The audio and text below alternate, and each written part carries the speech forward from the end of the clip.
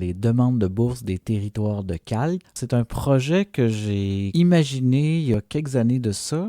J'avais fait partie d'un jury du Conseil des arts dans le programme littérature orale et conte. Et puis, quand j'ai fait partie d'un jury comme ça a été la première fois où tout s'est mis en place, puis j'ai eu l'impression de comprendre qu'est-ce que c'était faire une demande de bourse et comment faire pour réussir à présenter une bonne demande de bourse.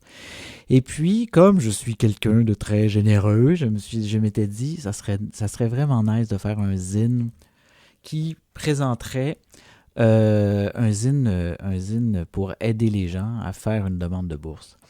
Mais je me suis rendu compte très vite que c'était absolument ennuyeux de faire ce genre de zine-là, un zine informatif qui serait super plate et inintéressant. Alors j'ai réfléchi, puis je me suis dit à un moment donné, ce qui serait bien, ce serait de présenter des demandes de bourse et présenter des résultats d'évaluation du jury.